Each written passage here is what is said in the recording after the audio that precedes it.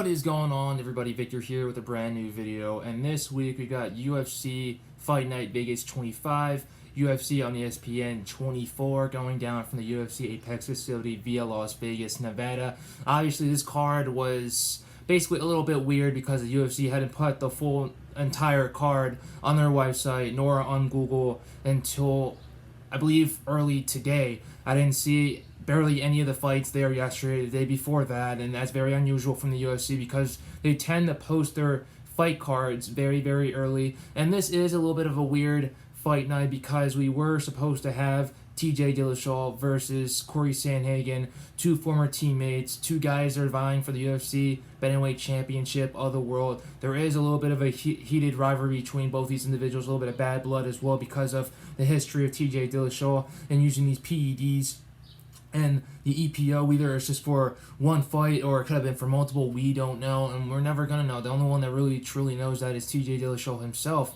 But that fight was supposed to be one of the most anticipated fights on this card. It was supposed to be the main event. It was supposed to headline this card, and it had to be taken off because of a cut on top of TJ Dillashaw's.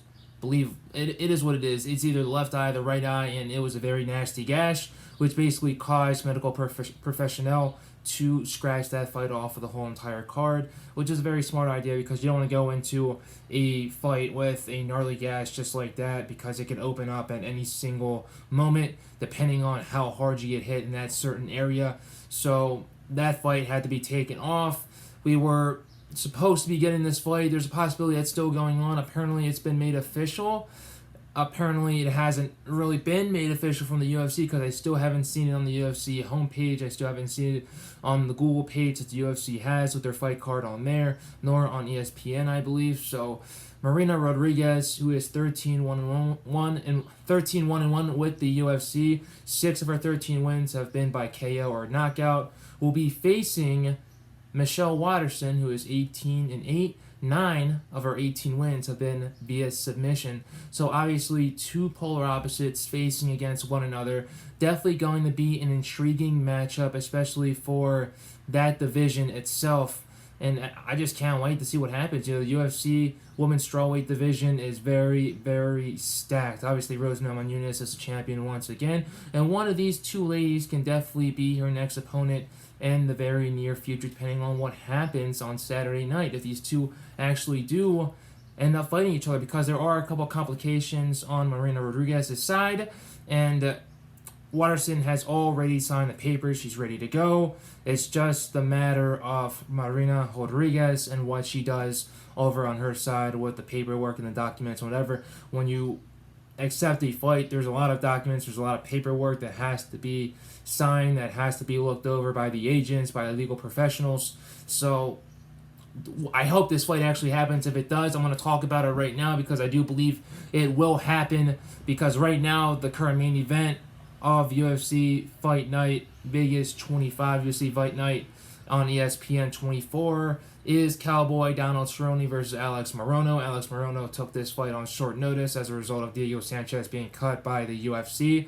So it's another exciting fight right there, but it's not the type of fight that I would like to have headlining a important fight night, because it is going to be put on ESPN's main platform, ESPN. It's not just going to be put on ESPN2, ESPN Deportes, ESPN News, ESPN2, ESPN3. It's going to be on ESPN. So it's very important to have a very interesting clash of two individuals going in there and giving it their absolute all. And I believe that's what this fight is going to be between Waterson and Rodriguez. Obviously, Waterson has 9 submission victories, so she likes to get her fights to the ground, and that's where her bread and butter is going to be at. And then you have Rodriguez on the other side, who is a seasonal striker. Like I said, her record is 13-1-1. She's still learning. She's still new to this MMA game. Before becoming a mixed martial arts professional, she was a very, very good swimmer. She was playing soccer. She was playing all these different sports before taking this sport extremely serious. And she was able to showcase a lot of her power against Amanda Ribas. She knocked her out in the second round after being on the floor for the majority of the first round. So if I'm Michelle Waterson and I'm looking at that first round of Rodriguez versus Ribas, then I'm going to want to take Marina down as fast as possible. But Marina does get busy on the bottom. She does tend to put some elbows in there and some strikes from the bottom. That way she's actually putting in some work. That way she's just not having someone lay on top of her with her not doing anything at all. And if I'm Rodriguez, I'm going to want to make sure that my takedown defense is 100%. I'm going to be able to get Waterson across the cage against the fence, throwing some knees to the solar plexus, throwing some nice calf kicks as well, and getting those knees ready as well, because there's an obvious height disadvantage for Waterson. And so if Waterson's going to try to go in for a takedown, Rodriguez is going to want to get ready for a possible knee to the face if that's what she's going to execute in order to protect herself from that potential takedown. But Rodriguez is definitely going to be going in here with the speed advantage.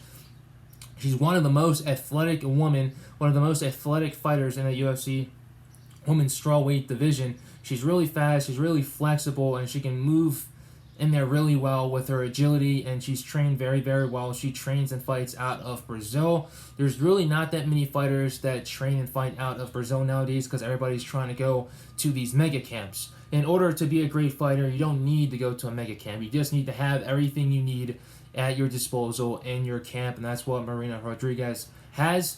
And Michelle Waterson, she trains out of Jackson Wink MMA over in Albuquerque, New Mexico, so she has some really good training partners. Obviously, one of her main training partners is Holly Holm, the former UFC bantamweight champion, the former UFC women's bantamweight champion of the world. So that's obviously someone that's great to have there. Obviously, Clarissa Shields, who's one of the best women, if not the best women's boxer in the whole entire world right now, is also there training. So that's another good sparring partner to have when it comes to sparring with the striking, not just with the jiu-jitsu and with the wrestling. And Marina Rodriguez, don't be... if I'm Michelle Waterson, don't underestimate Rodriguez when it comes to the ground, because she is pretty good when it comes to jiu-jitsu as well, but not as good as Waterson. She has 9 submission victories, and then you've got Rodriguez on the other side with 6 KO/knockout victories. So it's definitely going to be a really good fight.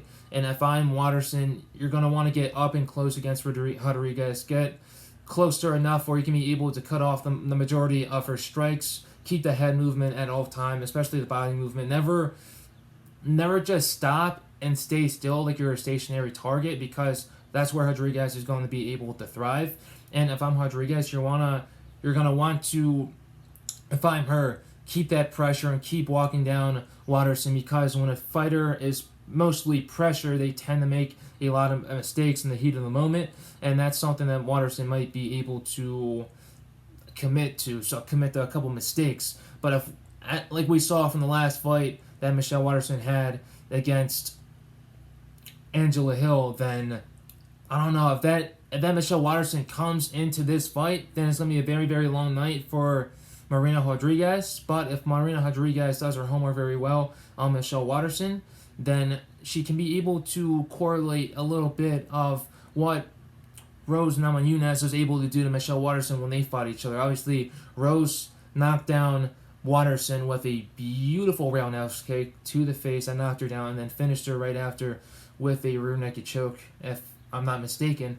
And that's something that can definitely happen because of the size disparity between these two individuals. Marina definitely has the speed, definitely has the power advantage, definitely has the agility. But when it comes to the experience, when it comes to the skills overall, you got to give it to Michelle Waterson. You can never count her out because she's always going to be, she's a well-seasoned vet, most of all. And you can never count her out because she's always going to pull some tricks out of the bag that's always going to surprise not just me, not just you guys, but every single person out there. And there's a reason why she keeps on being put in these main event slots of these fight nights, why she keeps on being put in these main event cards, on pay-per-view cards, on really well-known pay-per-view cards. She was put on that Justin Gaethje versus